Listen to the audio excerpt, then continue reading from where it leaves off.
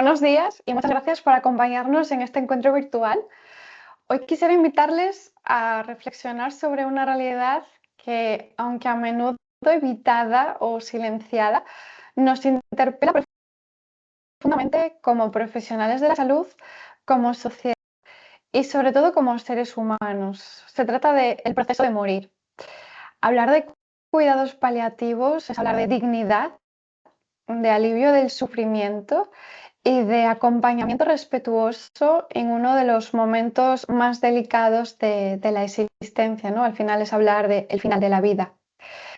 Al final, en un contexto sanitario marcado por la tecnificación y la búsqueda constante de curación, los cuidados paliativos nos recuerdan que no siempre se puede curar, pero siempre se puede cuidar.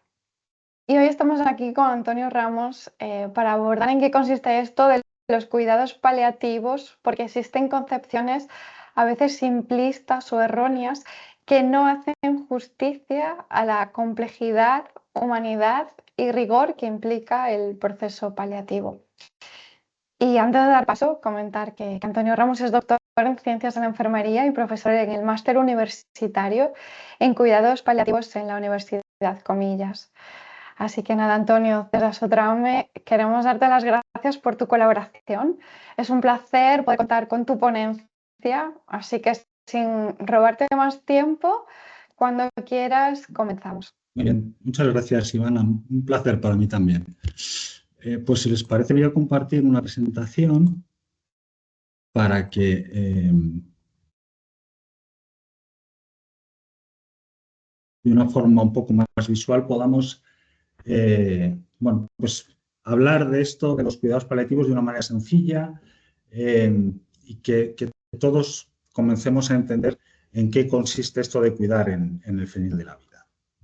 En cualquier caso, les voy a dejar ahí un correo electrónico por si pues alguno, tras la visualización del vídeo, tiene alguna duda o quiere consultarme algo. Encantado de poder ayudarles, ¿de acuerdo? Bien, vamos a hablar de cuidados paliativos.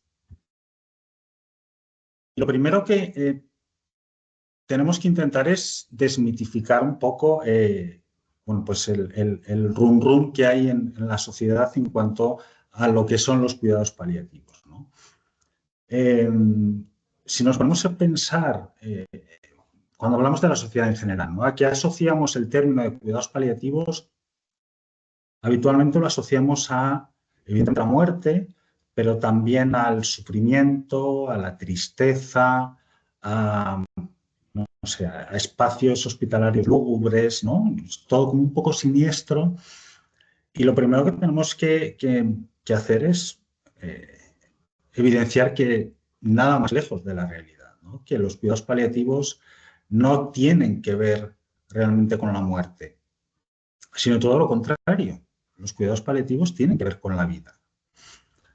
Tal y como decía Iván en la introducción, hay enfermedades que hoy por hoy son incurables, eso es evidente, pero los cuidados paliativos de lo que se ocupan es de la vida, del acompañamiento en el final de la vida.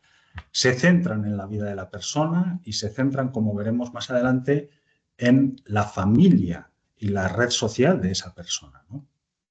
Los cuidados paliativos no tienen por qué ver con el sufrimiento, no tienen que ver con la tristeza. Los cuidados paliativos van de la vida, van del alivio del sufrimiento y de conseguir la máxima calidad de vida posible para el enfermo y su familia en esta etapa final de la enfermedad, ¿no?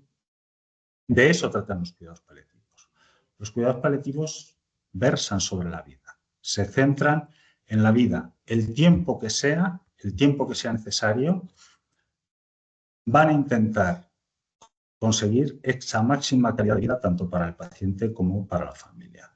El objetivo de los cuidados paliativos no es en ningún caso posponer la muerte de forma innecesaria, en ningún caso adelantarla, sino simplemente acompañar esa vida hasta el final de los días del paciente, cogiendo de la mano al paciente, cogiendo de la mano a la familia y recorriendo ese último camino hasta el final de los días, ¿no? Como decía, Los cuidados paliativos integran el proceso de morir como algo natural dentro de la vida de la persona. Ni intentamos posponer la muerte de los pacientes, ni intentamos adelantarla. Simplemente de lo que se trata es de acompañar a paciente y familia en este último etapa de la enfermedad. Y uno de los aspectos fundamentales y que además son muy diferenciales respecto a otras disciplinas de los cuidados paliativos es el integrar a la familia dentro del objetivo de cuidado.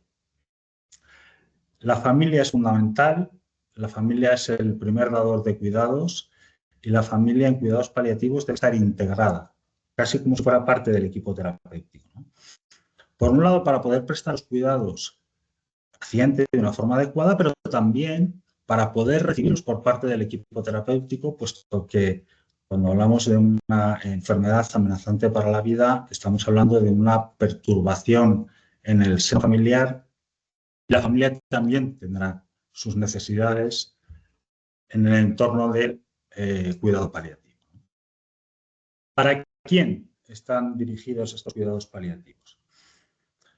Pues los cuidados paliativos nacieron en su momento, allá por los años 60, 70, cuando pues, Cecile Saunders, que fue la precursora de los cuidados paliativos modernos, tal y como los conocemos hoy, que fue una trabajadora social, que además enfermería, que acabó siendo médico, y se dedicó a cuidar pacientes, sobre todo oncológicos, ¿no? Sobre todo pacientes oncológicos, y se dio cuenta de que estos pacientes fallecían mal, fallecían con mucho sufrimiento, fallecían abandonados. Y los cuidados paliativos nacieron inicialmente para tratar a este tipo de pacientes, es decir, paciente oncológico. Pero no son los únicos pacientes subsidiarios de poder recibir cuidados paliativos. Los pacientes oncológicos, por supuesto, pero también aquellos pacientes que sufren enfermedades avanzadas de un órgano vital, como puede ser una insuficiencia cardíaca, como puede ser una insuficiencia renal, una EPOC, patologías degenerativas avanzadas, las esclerosis laterales amiotróficas, por ejemplo, pacientes con demencias, pacientes con Alzheimer y pacientes frágiles, pacientes geriátricos, que también van a precisar cuidados al final de la vida sin que tengan por qué tener una patología concreta, ¿no? De hecho, bueno, pues, bajo mi punto de vista, uno de los servicios o uno de los lugares donde mejores y con más recursos en cuanto a cuidados paliativos se deberían prestar, deberían ser las residencias de ancianos. Y paradójicamente es donde menos recursos se le dedica y donde al final los pacientes o las personas que están en esa residencia que pueden o que deberían recibir unos cuidados paliativos de calidad se ven obligados a abandonar su residencia y trasladarse al hospital para poder recibirlo, ¿no? Por lo tanto, cualquier persona que tenga una enfermedad amenazante para la vida es subsidiaria de recibir cuidados paliativos. En España tenemos en cuenta que hay en torno a unos 300.000 fallecimientos al año. De esos 300.000 fallecimientos, algo más de la mitad de las personas que fallecen son subsidiarias de recibir cuidados paliativos, puesto que pasan por una fase avanzada de enfermedad, ¿no? La realidad a día de hoy es que en España apenas el 50% de los pacientes que lo necesitan reciben unos cuidados paliativos de calidad. ¿Cuándo? Ya hemos visto para quién, ¿no? Para quién son estos cuidados paliativos. Pero ¿cuándo se deben hacer estos cuidados paliativos? Bien, el modelo de atención ha cambiado mucho en los últimos años, afortunadamente o porque con anterioridad.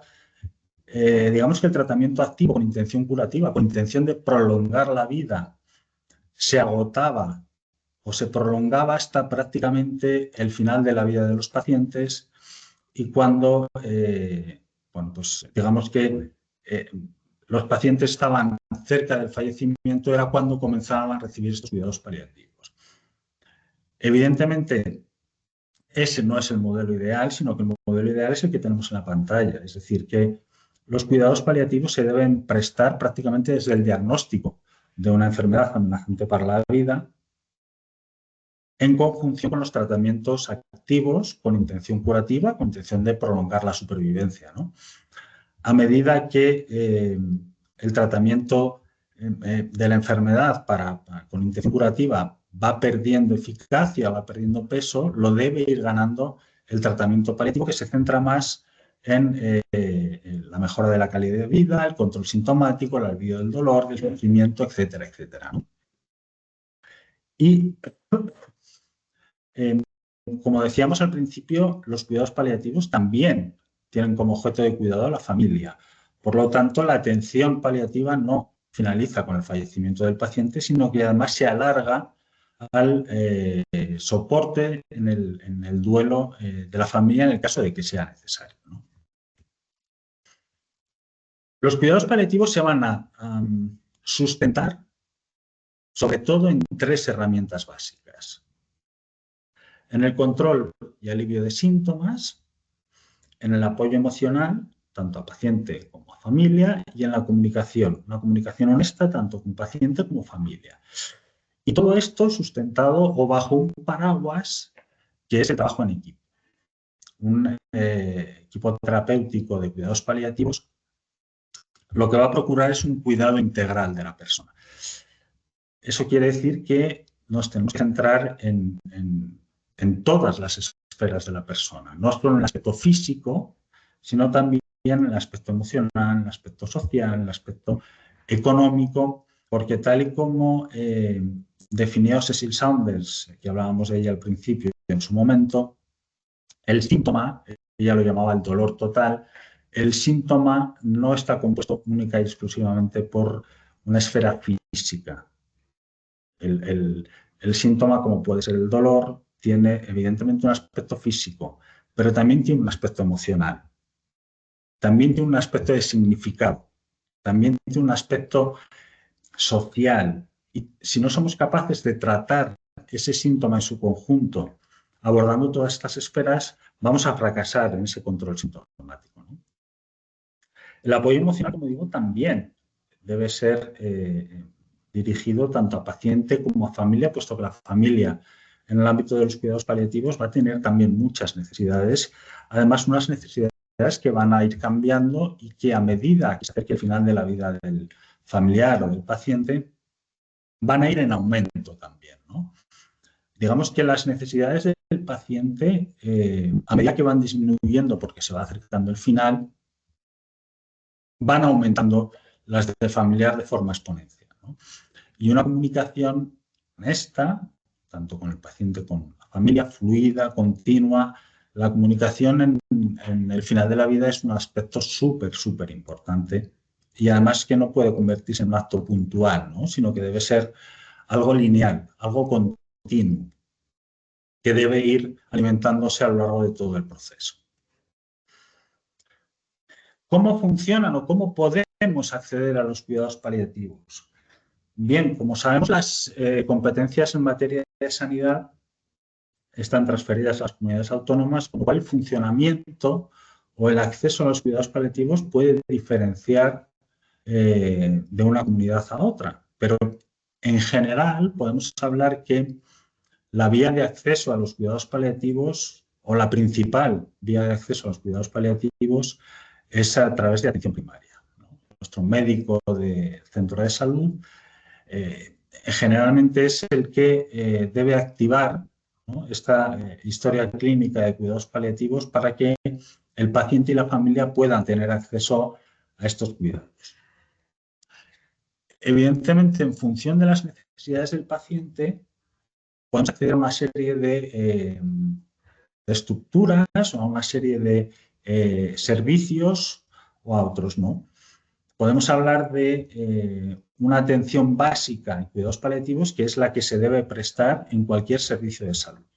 Digamos que, independientemente del servicio en el que estamos, en cualquiera de ellos, medicina interna, oncología, neumología, urología, se deberían prestar unos cuidados paliativos básicos. Y luego tenemos unos cuidados paliativos especializados que están brindados por personal con conocimientos avanzados en el ámbito de los cuidados paliativos, por médicos, enfermeras, trabajadores sociales, psicólogos, musicoterapeutas, fisioterapeutas, que tienen una formación y unos conocimientos avanzados en el ámbito de los cuidados paliativos. En atención primaria nos pueden prestarnos cuidados básicos. En el momento en que las necesidades del paciente y de la familia van aumentando, pueden entrar en juego otra serie de estructuras, ¿no?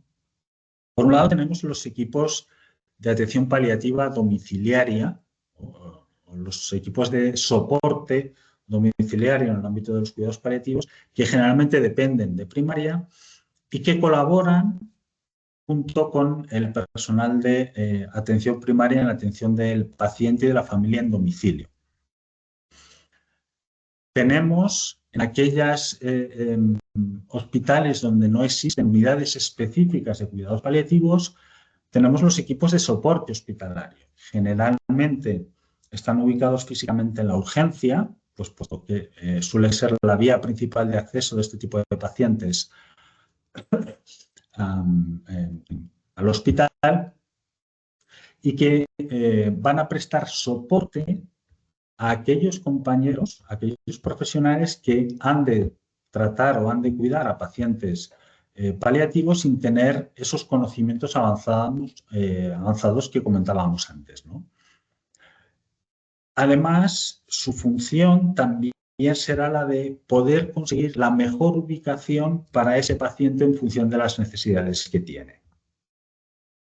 Por otro lado, tenemos las unidades específicas de cuidados paliativos, donde solo se atienden pacientes paliativos, donde el personal tiene conocimientos avanzados en cuidados paliativos y que además son equipos multiprofesionales, generalmente formados por médicos, enfermeras, por técnicos en cuidados de auxiliares de enfermería especializados, con fisioterapeutas con formación avanzada, con musicoterapeutas, con psicólogos, con agentes de pastoral, agentes de espiritualidad, y que trabajan en equipo, como decíamos al principio, para poder atender a este tipo de pacientes y a sus familias, ¿no?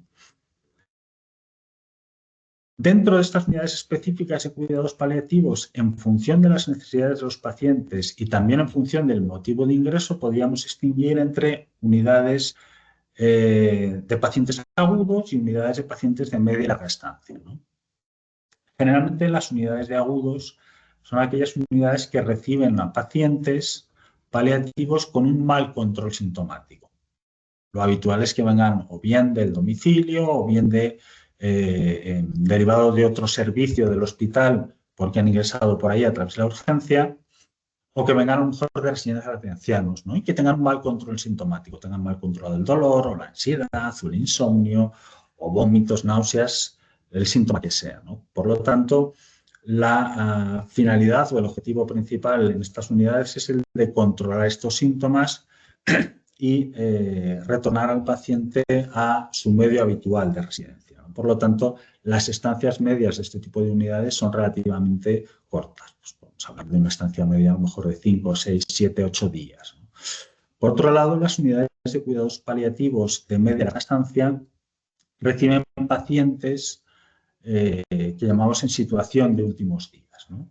Donde la finalidad ya no es tanto el control sintomático, que evidentemente lo es, sino que es el acompañamiento en los últimos días de vida del paciente junto con su familia. Por lo tanto, las estancias medias en este tipo de unidades pues serán mayores. Estamos hablando a lo mejor de unos 20 días, 25 días, más o menos, ¿no?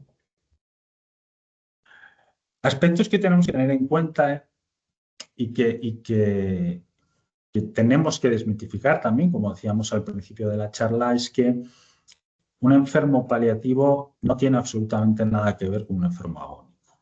Es decir, el paciente paliativo puede serlo desde el primer y debe serlo desde el primer momento del diagnóstico, cuando se le diagnostica una enfermedad amenazante para la vida. Debe recibir cuidados paliativos de forma gradual desde ese primer momento. De hecho, ya existen muchas consultas conjuntas entre, por ejemplo, oncólogos y médicos paliativistas, ¿no? Donde se realizan de forma conjunta estas consultas con el paciente. La situación de terminalidad no tiene absolutamente nada que ver con la muerte inminente. Nosotros podemos padecer una enfermedad que no tiene cura, pero eso no quiere decir que nos vayamos a morir en las próximas horas ni en los próximos días. Y por lo tanto, los cuidados paliativos no tienen absolutamente nada que ver con una actitud pasiva. Cuando nosotros recibimos a los pacientes en la unidad de cuidados paliativos, nos gusta preguntarle a las familias por qué están allí. Pues, la respuesta más habitual es porque les dicen o nos han dicho en el servicio donde venimos, en el hospital donde venimos, que ya no hay nada que hacer. Es algo bastante habitual, ¿no? Asociar el término paliativo al que es que ya no hay nada que hacer. Y nada más lejos de la realidad. Es cierto, y además se lo recalcamos, que no vamos a ser capaces de curar la enfermedad que tiene su familiar, pero eso no quiere decir que no haya nada que hacer, sino todo lo contrario. Queda muchísimo, muchísimo por hacer. Por lo tanto, los cuidados paliativos tienen que ver con una actitud activa, proactiva, diría yo, y no con una actitud pasiva, ¿no? Decía Francesc Torralba, un filósofo catalán, que existen enfermos que hoy por hoy son incurables, pero lo que no existen son enfermos incuidables. Y esto es lo que se recalca mucho a las familias, ¿no? Que vienen con esa desesperanza, con ese desánimo, con esa impotencia de que les han dicho en el hospital de donde vienen o que no hay nada que hacer, ¿no? Que están allí en la unidad de cuidados paliativos porque no hay nada que hacer. De lo que se trata es de coger de la mano a la familia, sujetar de la otra mano al paciente y acompañarles, hablando desde el punto de vista del equipo terapéutico, acompañarles en este último tramo de la vida, ¿no? Ofreciéndoles herramientas, ofreciéndoles soportes, ofreciéndoles comunicación. En ningún caso de lo que se trata es de que el tiempo de vida que les queda a los pacientes sea una lenta e inexorable espera de la llegada de la muerte, sino que sea tiempo de vida. Y de ahí que volvamos al principio de la intervención en el que hablábamos que los cuidados paliativos no van de la muerte, sino que van de la vida, van de ensanchar esa vida. No se trata de dar días a la vida, sino se trata de dar vida a esos días que le queden al paciente, los días que sean, los días que le queden, ¿no? Dar una mayor calidad de vida posible para que pueda disfrutar del tiempo que le quede, ¿no? Hablando un poco de la familia, lo primero que tenemos que decir es que cuidar no es fácil, ¿no? Es que damos por hecho que la familia tiene que cuidar de su familia, pero es que esto, sobre todo en los tiempos en los que vivimos, no es nada fácil. Primero porque hay una falta de tiempo para el cuidado. Antiguamente, bueno, pues estábamos acostumbrados, ¿no?, a que sobre todo la figura femenina del cuidador era la que se encargaba del cuidado del familiar, siempre era la que cuidaba de todos en casa. A día de hoy eso ya no es así. Además, cuidar cansa y cansa mucho. Y además cansa de forma física, pero también hay un cansancio emocional, ¿no? Por las preocupaciones, por la incertidumbre, por el desconocimiento. Esto además cuando se tiene que compaginar con trabajo, bueno, por un menor rendimiento en el trabajo, a veces hay un abandono temporal del trabajo porque se piden excedencias para el cuidado del familiar, eso genera incertidumbre y volvemos otra vez al cansancio emocional y esas preocupaciones que hablábamos con anterioridad, ¿no?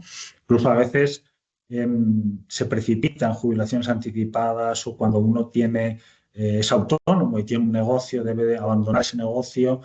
Por lo tanto, cuando estamos en una época donde hay un mayor aumento del gasto, hay un menor número de ingresos, ¿no? Además, el cuidado también conduce a un aislamiento social, ¿no? Si estamos pendientes de nuestro familiar, si nos centramos en el cuidado de nuestro familiar, dejamos de lado nuestro ámbito social, ¿no? Y dejamos de salir, dejamos de tener relaciones sociales y eso al final produce un aislamiento social. Incluso a veces hay por parte del cuidador principal un abandono de sus tareas, ¿no? Y eso, fijaos, puede redundir en un sentimiento de abandono. Imaginaos que estamos hablando de un un papá que está enfermo, la mamá se dedica a cuidarle, pero esa mamá y ese papá además tienen 2 niños pequeños y la mamá no presta tanta atención a sus criaturas como lo hacía con anterioridad antes de que el papá estuviera interno, ¿no? Y los niños pueden tener un cierto sentimiento de abandono porque no se les hace el mismo caso que había antes y además en la madre puede producir un sentimiento de culpabilidad, ¿no? Porque está dejando de atender a sus hijos. O a veces el impacto de esta enfermedad supone un cambio de roles en la familia, ¿no? El paciente o la persona que está enferma deja de realizar las tareas que tenían comentadas dentro de la red familiar y esas tareas o ese rol debe ser sustituido por otra persona dentro de la familia, ¿no? Y todo esto se complica mucho más cuando además no tenemos una estructura familiar adecuada, ¿no? Cuando estamos hablando de familias desestructuradas. Es importantísimo para poder cuidarse a uno mismo. El autocuidado en el ámbito de los cuidados paliativos es fundamental. Y esto es aplicable tanto al familiar que debe cuidar de un paciente al final de la vida, como para los profesionales que nos dedicamos al cuidado del paciente y de familias al final de la vida, ¿no? El hecho de cuidar en un contexto de sufrimiento, de cercanía de la muerte, desgasta mucho emocionalmente. Por descontado físicamente, pero también lo hace emocionalmente, ¿no?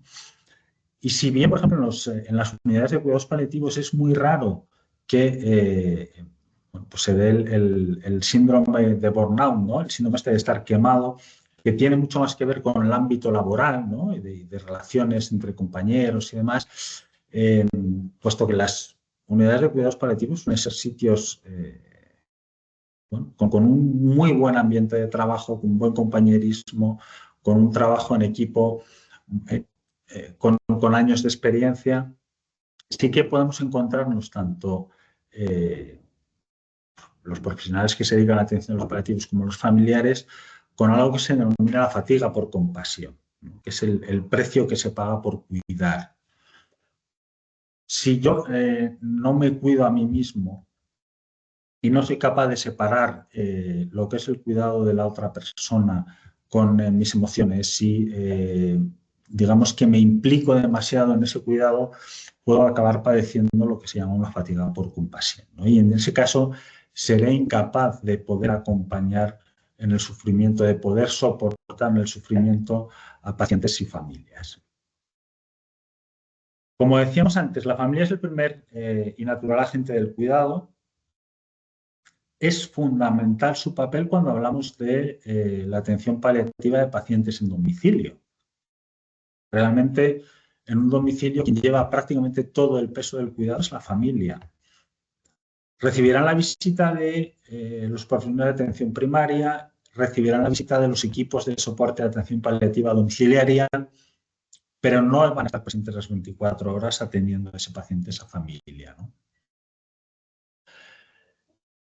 El impacto emocional que genera la enfermedad en esa familia puede estar causado por, primero, la gestión de la información, ¿no? Cómo la familia es capaz de gestionar toda esta información novedosa, generalmente para ella, y cómo es capaz de procesarla, de ir asumiéndola poco a poco, ¿no? La presencia de la muerte, evidentemente, todo lo que tiene que estar relacionado con la muerte genera un impacto emocional. Habrá un impacto emocional también provocado por el miedo a ver sufrir al familiar o al enfermo, ¿no? Por el desconocimiento de cómo funcionan los recursos sanitarios, por las propias dudas que pueda tener la familia sobre su capacidad para poder cuidar del paciente y por los sentimientos de impotencia, ¿no? De lo que hablábamos antes del ya no hay nada que hacer, ¿no? Del nos han dicho ya no hay nada que hacer. En definitiva, el impacto emocional originado por esa inquietud por la forma de cómo afrontar el final, ¿no? De cómo será el final, cómo sufrirá el paciente, no sufrirá, lo podremos atender en casa, seremos capaces, tendremos los recursos necesarios, etcétera, etcétera, etcétera. Este impacto emocional también va a estar modulado, por un lado, por la edad del enfermo.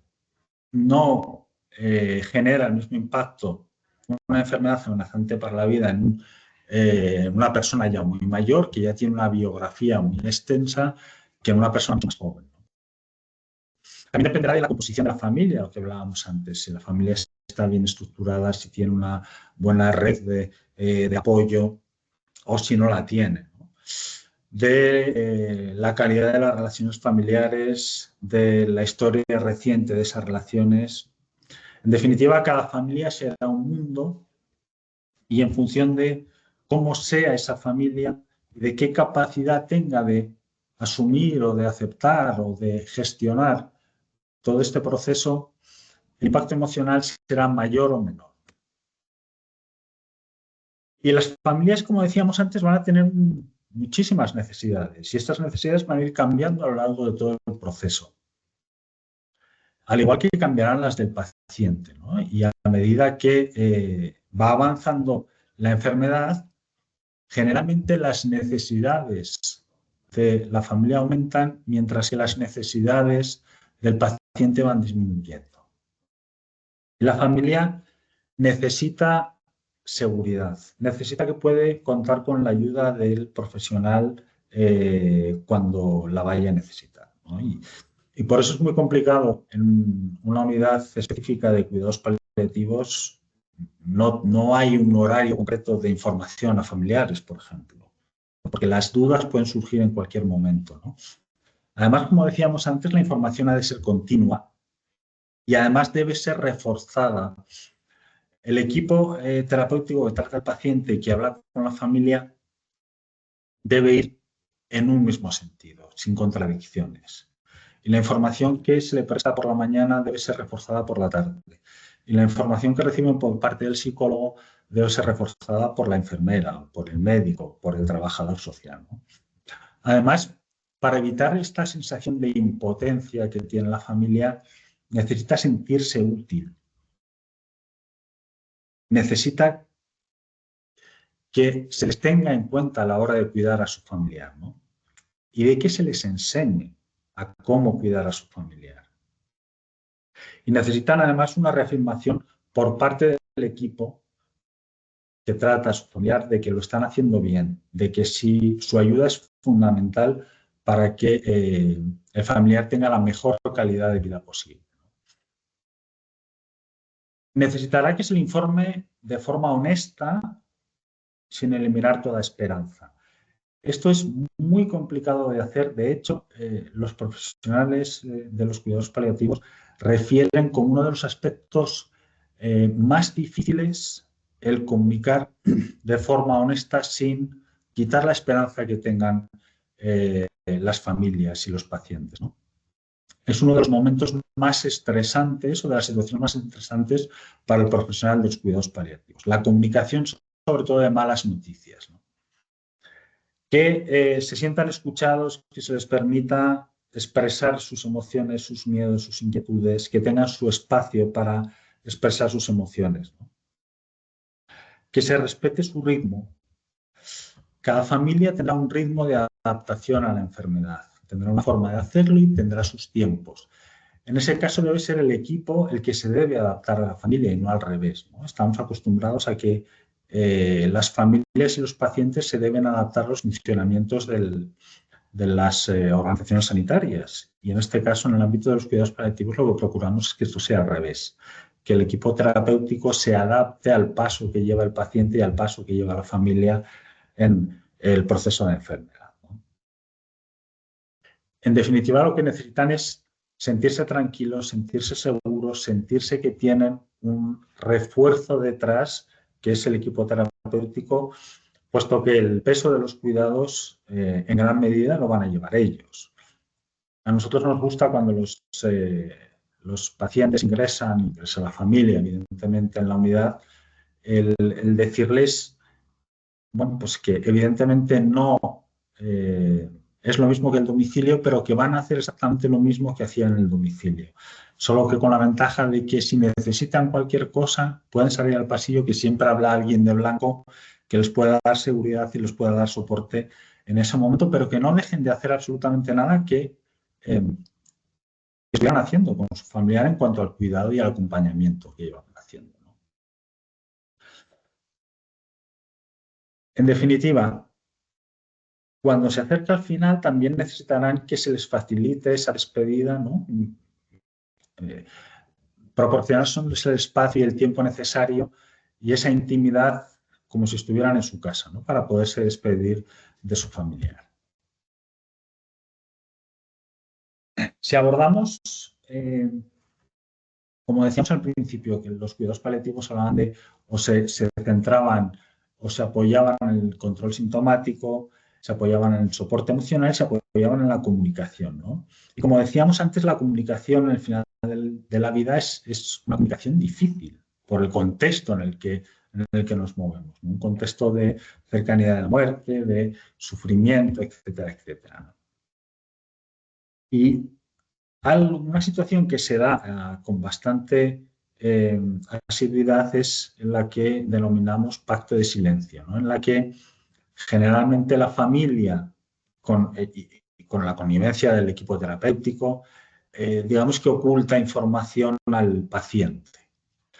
Siempre con el ánimo de protegerle, siempre pensando en que el paciente no conozca toda la verdad es lo mejor para él, pero claro, olvidando que el propietario de la información sobre el proceso de enfermedad es el propio paciente.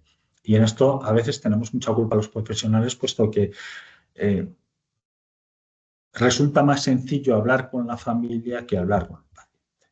Para un profesional es, como decíamos antes, menos estresante hablar del proceso de enfermedad con la familia que con el paciente. Y por eso, a veces los profesionales facilitamos que se dé este tipo de situaciones, ¿no? Cuando debería ser al revés. El responsable o el propietario de la información es el paciente y por lo tanto debería ser él el que nos diera permiso para compartir esa información con la familia y no al revés, ¿no? No primero hablar con la familia y luego con el paciente. Pero repito, siempre la intención de la familia es la de proteger, a veces, bueno, pues subestimando la entereza del propio paciente, ¿no? Pensando, es que se va a desmoronar si conoce la verdad. Pero claro, no nos damos cuenta de que en esas condiciones lo que estamos es privando al paciente de poder tomar decisiones que le incumben sobre su proceso de salud, sobre su vida, puesto que no puede tomar decisiones de forma autónoma si no conoce toda la información. Y al final el protagonista de la historia es el propio paciente. El paciente es el que tiene que decidir cómo quiere que sean sus cuidados, si quiere o no quiere tal o cual tratamiento. Tiene que tomar decisiones en cuanto a el legado que va a dejar durante su vida, cuando ya no esté, cómo quiere hacerlo. Hay un montón de decisiones que el paciente debe tomar, pero para ello tiene que tener la información. Otro de los aspectos importantes y que sobre todo genera mucha ansiedad en la familia es el tema de la alimentación, ¿no? A medida que se va acercando el final de la vida, claro, los pacientes, y esto evidentemente dependerá mucho del momento evolutivo de la enfermedad, ¿no? Cuando hablamos de alimentación y hablamos de hidratación, tenemos que tener en cuenta en qué momento evolutivo de la enfermedad estamos. Los pacientes en el final de la vida van a dejar de comer. No se van a morir porque dejan de comer, sino precisamente porque se están muriendo, dejan de comer. Y a veces es algo que le cuesta aceptar a la familia, ¿no? Nosotros en nuestra cultura asociamos la salud a la alimentación. De hecho, si nos damos cuenta, todos lo celebramos comiendo o bebiendo. Cuando uno está bien, y de esto saben mucho las abuelas, ¿no? Es porque estás comiendo bien. Recuerdo cuando era pequeño, me iba de campamento y hablaba con mi abuela, lo primero que te preguntan es si estabas comiendo bien, qué comías. Bueno, pues porque asociamos culturalmente la alimentación a un buen estado de salud. Claro, cuando el paciente deja de comer, esto genera mucha ansiedad en la familia, ¿no? Y la familia insiste en continuar con la alimentación del paciente. Pues bien, ante esto lo que cabe decir es que Y resumiéndolo mucho, cuando estamos ante la situación de últimos días o en la última fase de enfermedad de los pacientes, que el paciente coma lo que quiera y cuando quiera. Tenemos que ser flexibles en cuanto a la alimentación. No es necesario que nos sigamos o nos rijamos por una serie de patrones nutricionales determinados y que tengamos en cuenta las calorías, los hidratos de carbono. Eso pasa a un segundo plano, ¿no? Nos tenemos que centrar en que el paciente sea capaz de disfrutar del acto de comer. No tanto en qué come, sino que sea capaz de disfrutar del acto de comer. Porque si insistimos en que coma cuando el paciente no tiene apetito, lo que vamos a conseguir es que el paciente aborrezca el momento de la comida. Y se trata de todo lo contrario, se trata de que la comida sea una excusa para que la familia esté unida, para que se convierta en un acto social, ¿no? Como decían, nosotros en nuestra cultura todo lo celebramos en torno a la comida, ¿no? Pues que se trata de eso, de que el paciente sea capaz de disfrutar de la comida, que coma lo que quiera, sin preocuparnos si tiene el azúcar elevada o tiene, yo qué sé, la sal o todas esas cosas, porque estamos hablando de la situación de últimos días, ¿no? De que el paciente tiene un proceso de enfermedad avanzado y de que si es diabético no se va a morir porque o no va a fallecer a causa de que vaya a comerse unas natillas, ¿no? Si es lo que le apetece. De hecho, generalmente en las unidades específicas de cuidados paliativos vamos a encontrarnos con comedores para que los pacientes que puedan salir de la habitación puedan comer con su familia, puedan disfrutar el momento de la comida, ¿no? Incluso con neveras y con nofis y un espacio para que la familia también pueda llevar su propia comida y pueda comer junto con el paciente. Y más o menos nos pasa lo mismo con la hidratación, ¿no? El tema de hidratar o no hidratar también es uno de los aspectos éticos, ¿no? O de los dilemas éticos que nos podemos encontrar en el final de la vida. Dependerá de las necesidades del paciente.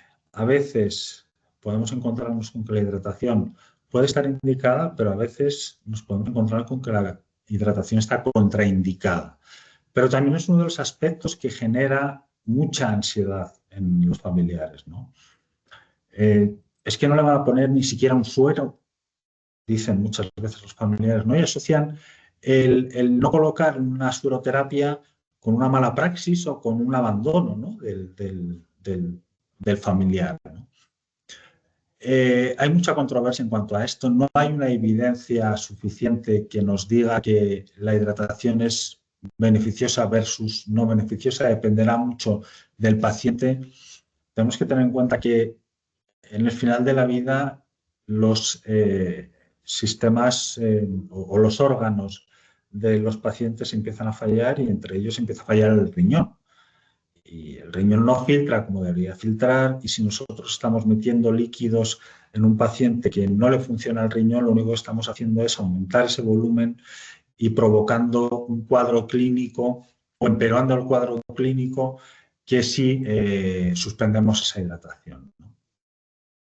Lo importante de esto es comunicarlo bien, hablar bien con la familia, explicarles el por qué se toma una decisión y por qué se toma otra, ¿no? Y lo que está claro es que, y esto ya no tiene que ver solo con la hidratación, sino con cualquier tratamiento, hay que sopesar muy mucho las ventajas que vamos a obtener poniendo un tratamiento o no poniéndolo, ¿no? ¿Cuáles son los beneficios y cuáles son las desventajas que vamos a tener en cuanto a cada uno de los tratamientos, ¿no? Esto es lo que llamamos la futilidad del tratamiento, cuando lo que vamos a conseguir son mayor sufrimiento en el paciente instalando un tratamiento que cuando no lo ponemos. Y otro de los aspectos que también tendrá en cuenta la familia, que también puede generar incluso discusiones en la familia y ansiedad, inquietudes, ¿qué hacemos? ¿Lo atendemos en casa? ¿Lo llevamos al hospital? El paciente tiene mucho que ver en esto y es el paciente el primero el que tiene que tomar la decisión de si quiere ser atendido en casa o de si quiere ser atendido en el hospital, ¿no? Sobre todo cuando hablamos ya de las fases más avanzadas de la enfermedad. Pero aparte de tener en cuenta el deseo del paciente, que es fundamental, también tenemos que ver si hay posibilidades de poder atenderle en casa. Es verdad que en casa es más sencillo, hay mayor flexibilidad de horarios, todo está más a mano, la familia se siente más cómoda en su casa que en un hospital, que es un medio como más hostil, ¿no? Por mucho que las unidades de cuidados paliativos puedan ser lo más acogedoras posibles, no deja de ser un medio hostil para el paciente y un medio extraño para el paciente y para la familia, ¿no? Y hay que tener en cuenta si hay capacidad por parte de la familia para poder atender adecuadamente al paciente, si hay un soporte de una atención de soporte paliativa domiciliario que pueda cubrir las necesidades de ese paciente, de esa familia. Todas estas cosas hay que tenerlas en cuenta. Pero evidentemente esto no se puede hacer sin una información adecuada, sin una comunicación adecuada con el equipo, ¿no? Por lo tanto, para cuidar no basta con querer, sino que hay que saber y también hay que poder, ¿no? Y lo que hablábamos, pues esas premisas previas, ¿no? Que haya un deseo por parte del paciente. Hay pacientes que se sienten más seguros si van al hospital. O sea, es cierto que quizá el medio ideal de la atención paliativa sea el domicilio, pero hay muchos pacientes que prefieren, porque se sienten más seguros, se van a sentir mejor cuidados, ir al hospital, ¿no? Que el entorno familiar sea el adecuado, que hay una comunicación, que hay una colaboración, que los síntomas estén bien controlados. Eso es muy importante. Si hay un mal control sintomático, ese paciente no puede estar en su domicilio, ¿no? Evidentemente que el tratamiento específico que tiene ese paciente no requiera un ingreso, porque en ese caso tampoco se podrá atender en domicilio, ¿no? Por lo tanto, a lo largo del proceso las necesidades de paciente y de familia cambiarán. Es importante planificar esos cuidados junto a ellos, que se sientan partícipes de esa planificación de cuidados, establecer objetivos realistas y a corto plazo, y que hay un proceso de reevaluación continuo por parte del equipo, ¿no? Ya cuando estamos en situación de últimos días, cuando hablamos de los últimos días, cuando hablamos de una situación agónica, que es ese estado que precede a la muerte, en aquellas situaciones, en aquellas enfermedades en que la vida se extingue de forma gradual, el apoyo a la familia es fundamental. Las necesidades, como decíamos, de la familia aumentarán de forma exponencial, ¿no? Y es muy importante en este caso que seamos capaces por parte de los profesionales de anticipar signos y síntomas. Es decir, de disminuir esa ansiedad que tiene la familia, siendo capaces de contarles cómo va a suceder y qué es lo que se van a encontrar a medida que va a avanzar el proceso, ¿no? ¿Qué síntomas pueden aparecer que no hayan aparecido antes, que lo sabrá? ¿Cómo van a aparecer? ¿Qué suponen o qué impacto tienen esos síntomas en el paciente? Y informar de forma permanente a la familia para disminuir todas esas inquietudes y toda esa ansiedad, ¿no?, que genera la situación de agonía. Cuando fallece el paciente, decíamos, nos queda la atención a la familia. Y la familia puede necesitar ayuda por parte de los profesionales, ¿no?, para superar el duelo. Es cierto que lo ideal es ir trabajando esta situación de forma previa al fallecimiento para que la familia luego tenga un duelo lo más natural posible. Evidentemente todos vamos a pasar por un duelo, pasamos habitualmente por duelos en nuestra vida ante cualquier pérdida. Evidentemente la pérdida de un ser querido es una pérdida muy significativa, pero es un proceso por el que todos tenemos que pasar, ¿no? Es verdad que para la familia en esta fase aumenta el riesgo de enfermar dependiendo de diversos factores. Si estamos hablando de una persona mayor, si estamos hablando de una persona que había centrado su vida única y exclusivamente en el cuidado del familiar, todo este tipo de pacientes o todo este tipo de personas, perdón, son susceptibles de tener un duelo más complicado, ¿no? Evidentemente importan los antecedentes de la persona. Si estamos hablando de personas con antecedentes depresivos, pues el duelo puede ser más complicado. Depende también de qué tipo de muerte estemos hablando. Las muertes de los hijos son mucho más difíciles de asumir que la muerte de los padres. personas que no trabajan fuera del hogar o personas que no tienen un apoyo familiar o que carecen de ese apoyo familiar que pueden recibir una vez que su familiar ha fallecido. La preexistencia o la persistencia de sentimientos de culpa, de no he hecho lo que tenía que hacer, es que he hecho lo contrario de sus deseos, etcétera, etcétera, también son aspectos que pueden hacer que el duelo sea más complicado para esa persona. Para eso están los grupos de duelo. El poder acudir a estos grupos de duelo una vez que nuestro familiar haya fallecido también es importante, pues, por permitirnos ese desahogo emocional, prevenir situaciones complejas. Nosotros habitualmente lo que hacemos es, una vez ha fallecido el paciente, enviar una carta de pésame a los familiares, reforzando bueno, pues su buena actuación en el cuidado, lo bien que lo han hecho,